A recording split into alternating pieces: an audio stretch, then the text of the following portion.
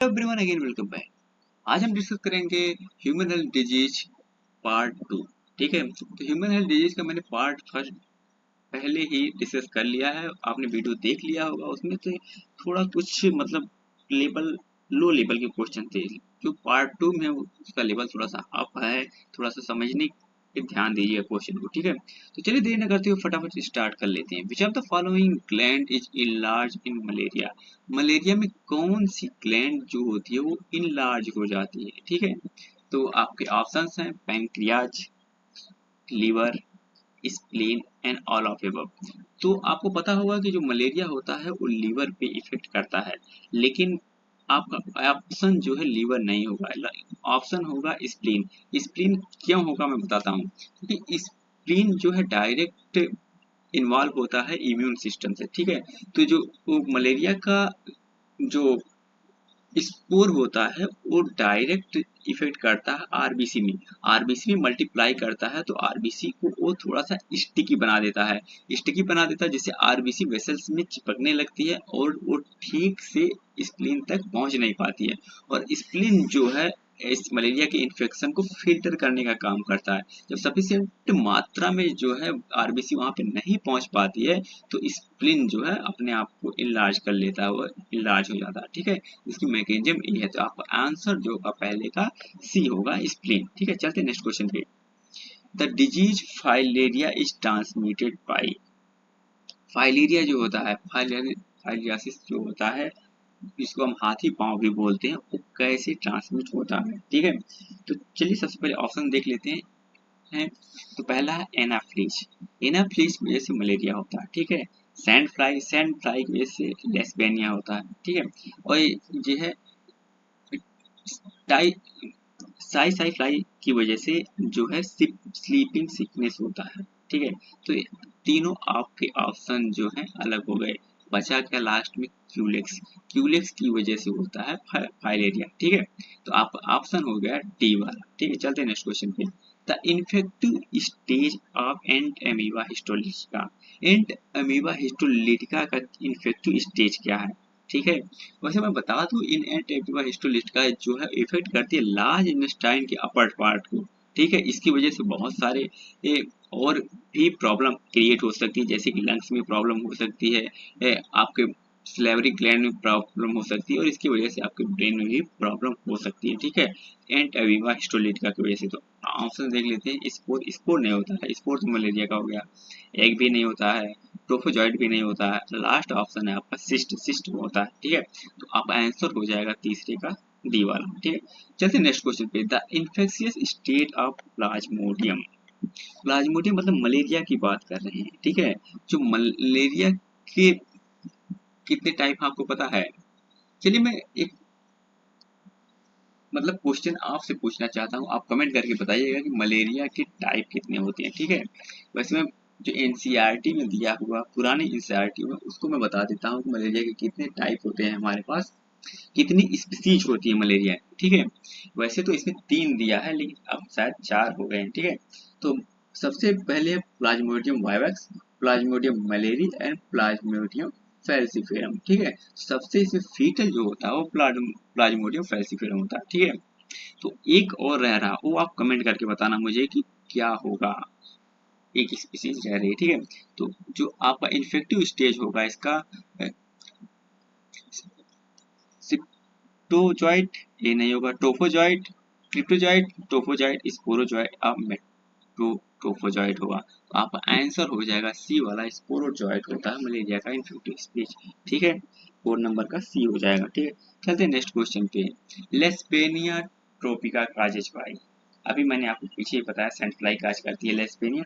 ठीक है, तो आपका ऑप्शन जो हो जाएगा इसके स्पोर का, स्पोर की बात हो रही है यहाँ पे, मतलब कौन सी स्टेज जो है वॉच करती है लेस्पेनिया को? तेज सिपलिंग स्लीपिंग सिकनेस। ठीक है, उसको को साई साई फ्लाई करती है। काला जार, एक फीवर होता है एक टाइप का। ओरिएंटल सोर्स या नन ऑफ दीज। तो आप आंसर हो जाएगा 5 नंबर का oriental source, Leishmania tropica causes by oriental source. ठीक है, चलते हैं नेक्स्ट क्वेश्चन पे। Arbo virus causes, arbo virus जो है क्या कॉज करता है, ठीक है। आर्बो वायरस की बात करें हम, सबसे पहले ऑप्शन देख लेते हैं। Malaria, malaria arbo virus cause नहीं करता है, एक प्रोटोजोअन्स डिजीज है। वायरस की बात करें तो डेंगू जो है आपका एक वायरल फीवर है, ठीक है। इसको स्प्रेड करता है एडीज मॉस्किटो, ठीक है।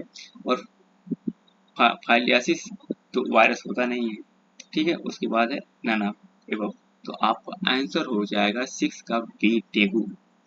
चलते हैं नेक्स्ट क्वेश्चन पे। The largest lymphatic organ in vertebrate, lymphatic organ की बात हो रही है, सबसे लार्जेस्ट ग्लैंड की बात नहीं हो रही है। हमेशा ये ध्यान रखना, पहले हाईलाइट कर लेना क्वेश्चन में क्या पूछ रहा है, तभी क्वेश्चन सही कर पाओगे। नंबर 1 लिवर ग्लैंड की बात करता था, यहाँ पे लिवर होता है, ठीक है, ये ऑप्शन नहीं यहाँ पे। इसके बाद बी पैंक्रियाज, पैंक्रियाज तो होगा नहीं, बचा क्या स्प्लीन। 7 नंबर का सी आंसर हो जाएगा स्प्लीन, ठीक है। चलते हैं next question. Which of the following provide non specific defence for the body, non specific defence की बात कर रहा है, स्पेसिफिक की नहीं, ध्यान रखना, ठीक है। तो ये वाला टी सेल, टी लिम्फोसाइट की बात करें तो स्पेसिफिक में आएगा, ठीक है। और बी, ए भी स्पेसिफिक में आएगा। आपको ऑप्शन है सी फैगोसिटिक सेल्स, फैगोसिटिक यानी कि WBC जो है वो नॉन स्पेसिफिक में आती है, तो आपका आंसर जो हो जाएगा सी वाला 8 नंबर का सी हो जाएगा, ठीक है। चलते हैं नेक्स्ट क्वेश्चन पे। An allergic reaction is initiated by antibodies, allergic reaction के लिए कौन सा रिस्पॉन्सिबल होगा, आपकी एनसीईआरटी में साफ साफ एक लाइन लिखी हुई है, ठीक है। मैं आपको पेज नंबर बता देता हूँ, पुरानी वाली एनसीईआरटी 153 पे है, ठीक है। पहला ही पैराग्राफ है, पहले ही पैराग्राफ में जाके पढ़ लेना, ठीक है। आपका IgG की बात करें तो सबसे अबेंडेंट होती है ये एंटीबॉडीज, और इसके बाद IgM की बात करें तो ये जो सबसे लार्जेस्ट एंटीबॉडी होती है, ठीक है। और IgA की बात करें तो वो तो फीमेल मिल्क में मिलती है कोलेस्ट्रॉल, ठीक है। और सबसे लास्ट में आता है IgE जो कि होता है आपका एलर्जिक रिएक्शन के लिए रिस्पॉन्सिबल। आपका ऑप्शन हो जाएगा डी वाला करेक्ट यहाँ पे, ठीक है। चलते हैं नेक्स्ट क्वेश्चन पे। The memory cell is found in, memory cell की जब भी बात आए समझ जाना इम्यून, इम्यून से क्वेश्चन पूछ रहा है, ठीक है। तो सीधा सीधा आंसर लगा देना यहाँ का। यहाँ पे आप देख सकते हैं जहाँ पे इम्यून सिस्टम लिखा हुआ है, आपका बी वाले में इम्यून सिस्टम लिखा हुआ है, 10 नंबर का बी हो जाएगा आपका इम्यून सिस्टम, ठीक है। चलते हैं नेक्स्ट क्वेश्चन पे। Aggregates of lymphoid tissue present in the distal portion, मतलब पीछे की side of the small intestine are known as, मतलब लिम्फोइड टिश्यू जो कि मतलब इम्यून सिस्टम से रिलेटेड है, जो कि आप इंटेस्टाइन को प्रोटेक्ट करने के काम करेगा, ठीक है।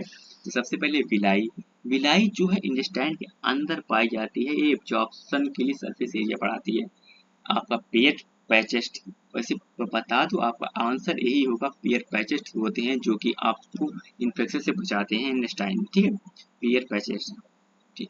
आप रुगे, रुगे की बात करें तो आपके स्टमक में पाया जाता है रुगे, और कोरॉइड प्लक्सिस की बात करें तो प्लेन में पाया जाता है, तो आपका आंसर जो हो जाएगा बी वाला 11 नंबर का पियर्स पैचेस हो जाएंगे, ठीक है। चलते हैं नेक्स्ट क्वेश्चन पे। In the immune system interferon are a part of, interferon की बात करें, ठीक है। चलिए इंटरफेरॉन की बात करने से पहले आप ऑप्शन देख लेते हैं। इसमें लिखा है सबसे पहले फिजियोलॉजिकल बैरियर, फिजियोलॉजिकल बैरियर की बात करें तो इस सेकेंड टाइप का बैरियर होता है इन्नेट इम्यूनिटी का फिजियोलॉजिकल बैरियर। फिजियोलॉजिकल बैरियर में आपका acid in stomach and saliva आता है। फिर उसके बाद है आपका सेलुलर बैरियर, सेलुलर बैरियर आपका इन्नेट इम्यूनिटी का थर्ड डिफेंस मैकेनिज्म है, ठीक है। इसमें आपकी ल्यूकोसाइट लाइक WBC आती है। उसके बाद फिजियोलॉजिकल बैरियर है सी वाला, फिजियोलॉजिकल बैरियर जो फर्स्ट लाइन ऑफ डिफेंस है इन्नेट इम्यूनिटी का, इसमें आपकी स्किन आती है, ठीक है। इसमें आपकी स्किन आती है और म्यूकस मेम्ब्रेन्स आती है, ठीक है। और सबसे लास्ट जो आता है वो साइटोकाइनिन, साइटोकाइनिन में आपका आता है इंटरफेरॉन। मैंने आपको पहले भी वीडियो में इंटरफेरॉन के बारे में डिस्कस किया है। ये वायरस इन्फेक्टेड सेल है जो सीक्रेट प्रोटीन एक सीक्रेट करती है इंटरफेरॉन, जो which protect non infected cell from further viral, मतलब ये अपने साइड वाले सेल को एक मैसेज प्रोवाइड करती है कि मैं इन्फेक्टेड हो गई हूँ, तुम इन्फेक्टेड मत होना, इसके लिए प्रोटीन प्रोवाइड करती है, उसको कवर कर देती है, ठीक है। तो आपका आंसर हो जाएगा 12 का टी, ठीक है, साइटोकाइन। चलते हैं नेक्स्ट क्वेश्चन पे। Mother's milk during initial days of lactation is rich in antibodies. पहले ही मैंने इसको बता दिया है, तो ज़्यादा टाइम वेस्ट नहीं करेंगे इस पे। आपका आंसर जो हो जाएगा वो ए वाला हो जाएगा, IgA। जो इनिशियल जो मिल्क होता है फीमेल का, उसको कोलेस्ट्रम बोलते हैं, ठीक है। येलोइश जो मिल्क होता है उसमें कोलेस्ट्रम हो जाए, उसमें एंटीबॉडीज ए मिलती है, ठीक है, सफिशियंट मात्रा में। चलते हैं नेक्स्ट क्वेश्चन पे। The confirmatory test use to diagnose AIDS, ठीक है। एड्स के लिए जो डायग्नोस्टिक कंफर्मेटरी टेस्ट है उसको क्या बोलते हैं, एलेजा। एलेजा का फुल फॉर्म पता है आपको?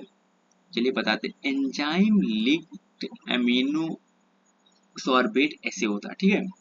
तो आप बहुत लोग सोच रहे होंगे एड्स का कंफर्मेटरी टेस्ट होता है एलेजा। एलेजा कोई कंफर्मेटरी टेस्ट नहीं है, ये सबसे पहले टेस्ट किया जाता है कि आपको एड्स है या नहीं है। अगर उसमें पॉजिटिव आता है तो उसके लिए फर्दर एक टेस्ट और होता है, ठीक है। आपका नेक्स्ट है वेस्टर्न ब्लॉट, ये आपका कंफर्मेटरी टेस्ट है एड्स का, ठीक है, वेस्टर्न ब्लॉट। उसके बाद ESR है एंड PCR। PCR आप बायोटेक्नोलॉजी में देखेंगे, ठीक है। चलते हैं नेक्स्ट क्वेश्चन पे। CD4 receptor is associated, CD4 receptor कुछ नहीं, CD4 रिसेप्टर की जब भी बात आती है तो आप हमेशा समझ लेना ये टी हेल्पर सेल के बारे में पूछ रहा है। जब भी टी हेल्पर सेल के बारे में पूछेगा सीधे आप पहुंच जाना एड्स पे, ठीक है। तो आप आंसर ऑप्शन देख लेते हैं, एड्स से कैंसर, मलेरिया, निमोनिया। मैंने CD4 रिसेप्टर के बारे में बताया, सीधे टी हेल्पर सेल है, तो एड्स पे चले जाना। क्यों एड्स पे चले जाना? एड्स जो होता है सबसे पहले टी हेल्पर सेल पे एक तरीके से कहें कि डोमिनेंसी क्रिएट करना स्टार्ट करता है। डोमिनेंसी मतलब कब्जा करना स्टार्ट करता है एक तरीके से, ठीक है। उसके बाद जो है वो पूरे शरीर में फैल जाता है धीरे धीरे और अपनी डोमिनेंसी क्रिएट कर लेता है। उसके बाद जिस आर्गन से जो चीज करवाना चाहता है वो करवाता है, लाइक एक डेमन की तरह है, राक्षस की तरीके से है, ठीक है। एड्स आपका आंसर जो हो जाएगा ए वाला हो जाएगा 15 नंबर का, ठीक है। चलते हैं नेक्स्ट क्वेश्चन पे। Carcinoma is cancer of, carcinoma जब भी कार्सिनोमा आए समझ लेना स्किन से रिलेटेड है ए, ठीक है। कनेक्टिव टिश्यू नहीं, व्हाइट ब्लड टिश्यू तो ल्यूकेमिया बोलते हैं, लिम्फोसाइट टिश्यू नहीं, in ectoderm and endoderm. Ectoderm and endoderm ये स्किन की लेयर है, ठीक है। ये जो स्किन की लेयर है, कार्सिनोमा जो होता है वो स्किन का कैंसर होता है, एक्टोडर्म और इंडोडर्म पे सीधे इफेक्ट करता है। 16 नंबर का डी हो जाएगा, ठीक है। नेक्स्ट क्वेश्चन पे चलते हैं। एक क्वेश्चन थोड़ा सा टेढ़ा क्वेश्चन है, ठीक है, इसको समझने में थोड़ी सी दिक्कत होगी तुमको। proliferation of cancer cell is not limited because of, proliferation of cancer cell is not limited।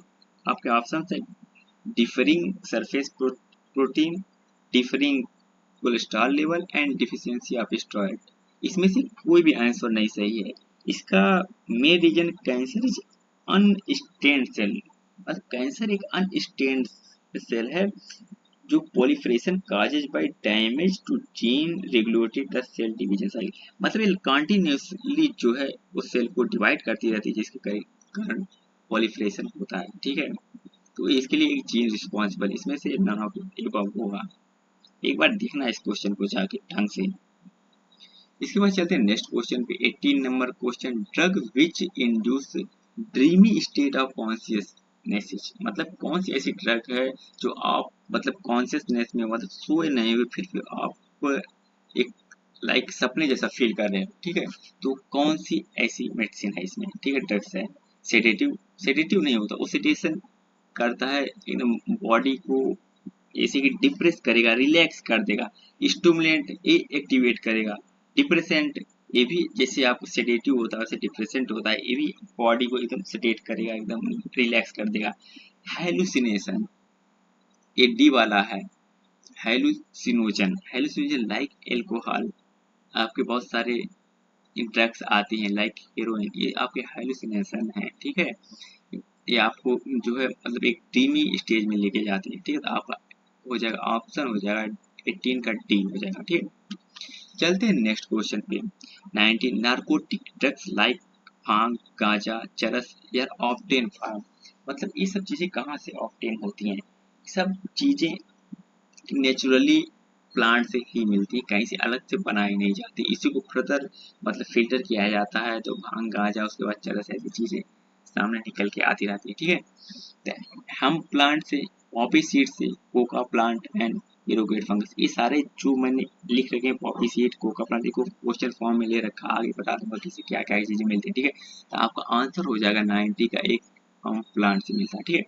इसके बाद नेक्स्ट क्वेश्चन पे चलते हैं, which part of the brain is involve in the loss of control when a person drink alcohol.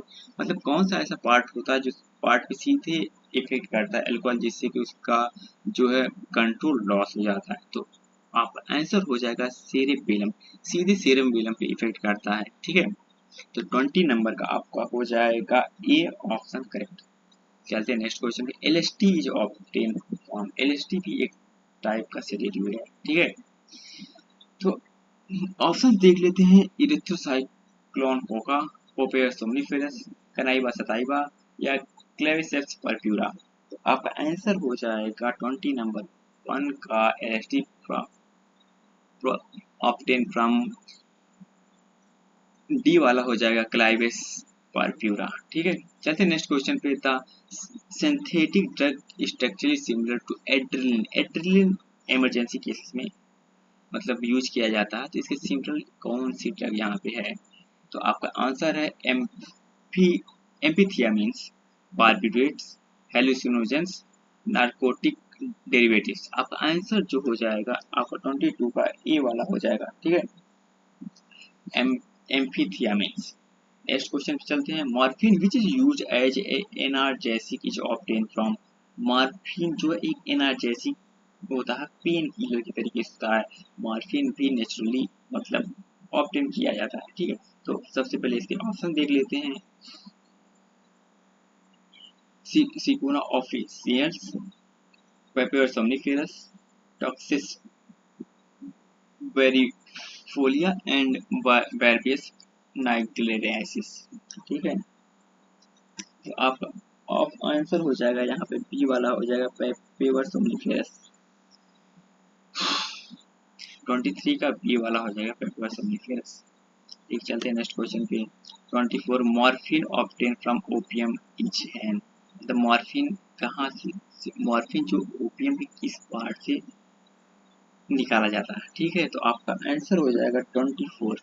सबसे पहले देखिए, latex से, foam से, एल्कोलॉइड से, टैनिन से। तो आपका आंसर हो जाएगा 24 का सी, एल्कोलॉइड से, ठीक है। नेक्स्ट क्वेश्चन है, opium is obtain from, opium कहाँ से मतलब मिलता है। तो आपके ऑप्शंस हैं, ऊर्जा सताइवा, थियासाइनेसिस, कोफिया अरबिका या पेपर सोम्निफेरस। तो ये सब चीजें जो ऊपर ऑप्शन है, लेकिन सीधे सीधे आपने एक भी एनसीईआरटी पढ़ा होगा तो कहीं भी ये लिखे हुए नहीं है, ठीक है। सीधे ही इनको हटा देना, ऐसे ऑप्शन दिखाई देते हैं तो सीधे हटा देना, लास्ट केवल दिखा हुआ है पेपर सोम्निफेरस, ठीक है। 25 का हो जाएगा डी वाला, पेपर सोम्निफेरस आपका आंसर सही हो जाएगा, ठीक है। नेक्स्ट चलिए, यही तक बस 25 क्वेश्चन लिया था हमने, इसको 2 पार्ट में कवर किया है। इससे बाहर से कहीं से भी कोई क्वेश्चन नहीं आएगा, बस एक बार एनसीईआरटी गो थ्रू कर लेना, ह्यूमन हेल्थ एंड डिजीज, ठीक है। और एक अच्छी बात है और आपके लिए, हम 1 लाइनर एनसीईआरटी बायोलॉजी लेके आने वाले हैं, जिससे आपको बहुत सारी चीजें बहुत ही अच्छे से एक माइंड मैप की फॉर्म में आप मेमोराइज कर पाएंगे, ठीक है। बहुत ही जल्द 1 या 2 दिन में उसको स्टार्ट करें, ठीक है। अगर एक रिक्वेस्ट है आपसे, अगर अभी तक चैनल को सब्सक्राइब नहीं किया तो प्लीज सब्सक्राइब कर लेना। कोई भी क्वेरी हो, कोई भी डाउट हो, आप कमेंट करके पूछ सकते हो मुझसे। और वीडियो पसंद आया तो लाइक करना मत भूलना यार, और अपने दोस्तों के साथ भी चैनल को शेयर करना, ठीक है। मिलते हैं नेक्स्ट वीडियो में, थैंक यू।